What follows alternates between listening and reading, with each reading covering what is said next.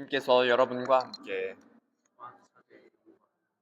요한이 전한 거룩한 복음입니다.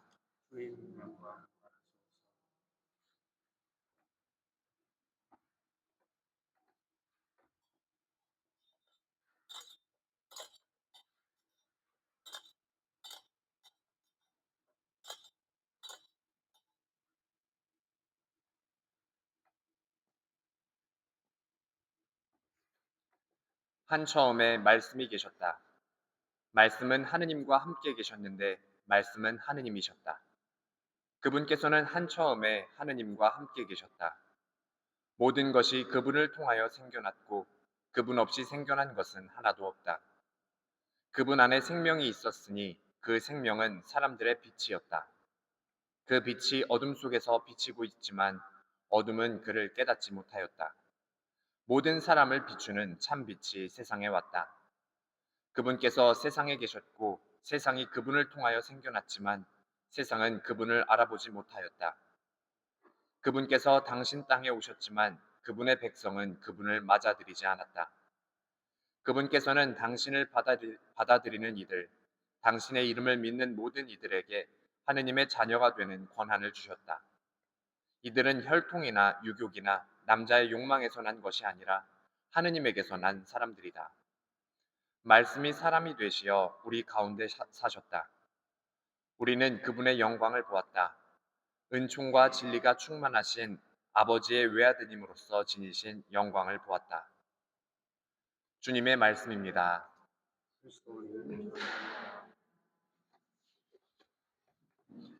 전 예수님, 네, 다시 한번 성탄 축하드립니다. 오늘 이제 미사 시작하면서 매 주일마다 이 정도 신자분들이 오시면 참 좋겠다라는 생각이 문득 들었습니다. 더 이제 시간 되실 때 더 많이 이렇게 오셔서 이게 또 주님 품 안에서 일주일 또 시작하실 수 있었으면 좋겠습니다. 제가 얼마 전에 그 소셜 미디어를 이렇게 보다가 어떤 무신론자인 사람이었던 것 같아요. 그 사람이 하는 연설을 잠깐 보게 됐는데, 이 자기가 왜 무신론자가 됐는지를 이렇게 이야기를 하는 그 일부 부분이었어요. 그러면서 인간적인 어떤 이런 모순의 논리를 하느님께 더 씌우면서 이제 그 자기가 왜 무신론자가 됐는지를 이야기를 하는 겁니다. 그 사람이 이렇게 이야기를 해요. 하느님이 전지전능하신 분이면 무엇이든 다 하실 수 있으신 분인데 그러면 스스로를 제한할 수 있는가 하는 질문을 하게 됩니다. 그러면서 이렇게 이야기를 해요. 이 세상에 누구도 들 수 없는 무거운 돌을 하느님이 과연 만드실 수 있는가? 여러분들 어떻게 생각하세요? 그 사람이 이렇게 이야기를 합니다. 그래서 누구도 들 수 없는 그 돌을 만들면 그럼 하느님도 들 수 없어야 하는데 그럼 하느님이 들 수 없다는 것은 전지전능하지 않은 것이 아닌가?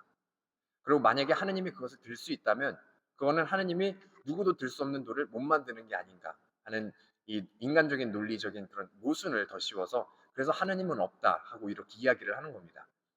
여러분들 어떻게 생각하시나요? 이게 사실은 근본적으로 이 논리가 성립이 안 돼요. 왜냐하면 인간적인 논리로 유한한 인간이잖아요. 우리의 논리로 무한하신 하느님을 한정짓는다는 것 자체가 애초에 성립되지 않는 명제이긴 한데 이 얘기를 보면서 한 가지 중요한 사실을 마주하게 됩니다. 하느님께서 스스로를 제한하셨다. 그것이 바로 육화의 신비죠.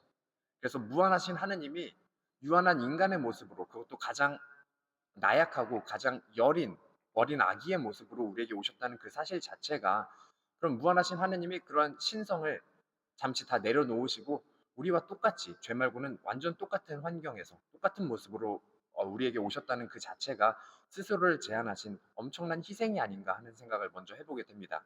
그래서 이 크리스마스가 사실 예수님이 우리에게 오신 그 기쁨이 가득하지만 그 이면에는 하느님께서 우리 인간을 위해서 감내하신 그 큰 희생이 있다는 것을 우리가 늘 잊지 말아야 하지 않을까 하는 생각이 들었습니다. 우리가 이렇게 무한하신 하느님이 우리 인간이 되어서 우리 곁에 이렇게 오셨다는 그 사실을 한번 논리적으로 생각을 해볼 필요가 있지 않을까 하는 생각이 들었어요. 그래서 그렇게 스스로를 또 스스로에게 질문을 던져봤습니다. 그럼 무한하신 하느님이 과연 인간이 돼서 우리 곁에 이렇게 오실 필요가 있었을까?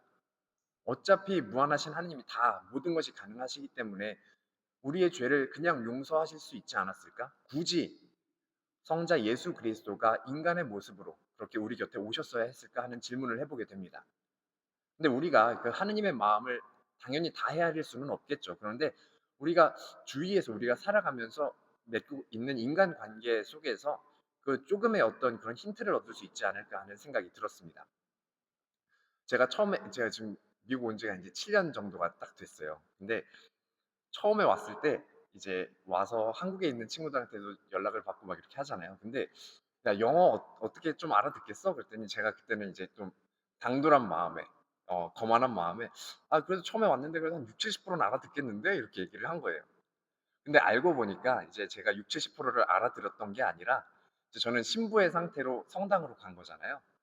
이 성당에 인제 할머니들이랑 아침을 먹으러 나가고 이제 신자들을 마주하면서 신자들이 그리고 그 아침 같이 먹던 할머니들이 아주 느리게 아주 쉬운 단어만 골라서 아주 심플한 단어만 골라서 저에게 여러 차례 설명을 해 주기 때문에 제가 분들이 하는 말에서 60-70%를 알아들었던 겁니다.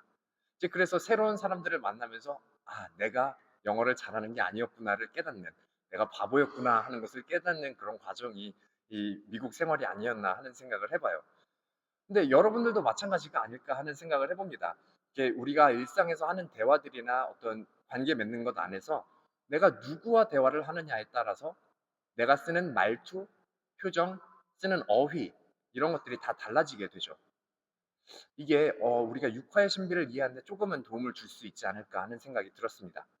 우리 유한한 인간이 무한한 하느님의 사랑을 느끼고 맛볼 수 있는 그런 방법은 바로 하느님께서 우리 인간의 눈높이로 오셔서 그 사랑을 직접 우리 눈으로, 인간의 눈으로, 인간의 촉감으로, 인간의 귀로 듣고 만질 수 있게 우리가 직접 느낄 수 있게 해 주시는 것이 바로 이 육화의 그런 사랑이 아닐까 하는 생각이 들었습니다. 그리고 또 다른 방식으로 육화의 신비를 우리는 또 생각해 볼 수 있을 것 같아요. 여러분들 동의하실지는 모르겠어요. 근데 오래된 이런 커플들을 보면 부부들을 보면 뭐 20 년, 30년 이렇게 사신 부부들을 보면 닮았습니다. 서로 뭐 기분 나빠하시진 않으시겠죠? 네 서로 닮았는데 이게 같이 오래 살다 보니까 이렇게 뭐 말투도 닮을 수 있고 뭐 유머 코드도 닮을 수도 있고요. 식성도 닮을 수 있고요. 뭐 성격도 비슷해지고 또 심지어는 생김새나 걸음걸이까지 이렇게 비슷해지는 경우들을 참 많이 보게 됩니다. 이렇게 우리가 이제 상호 간의 사랑 안에서 이렇게 살아가다 보면 서로를 닮게 만드는 것이 사랑의 힘이 아닐까 싶어요. 근데 이것이 바로 우리와 하느님의 그런 거룩한 교환의 신비가 아닐까 싶습니다. 하느님께서 사랑으로 당신 아드님을 우리에게 보내주셨고 그 우리의 모습으로 그렇게 직접 오신 예수님입니다. 그리고 우리는 또 그분의 신성을 닮을 수 있도록 초대받은 사람들이죠. 그래서 우리의 인성과 하느님의 신성이 함께 만나는 그 자리가 바로 육화의 신비가 아닐까 싶습니다. 그래서 이 크리스마스 예수님의 육화의 신비를 묵상을 하면서 내가 어떻게 하면 조금 더 하느님의 신성을 닮을 수 있을지, 그분의 겸손을, 그분의 온유함을 닮을 수 있을지 내 마음 안에 담고 살아갈 수 있는 그런 성탄시기 보내셨으면 좋겠습니다. 잠시 묵상하시겠습니다.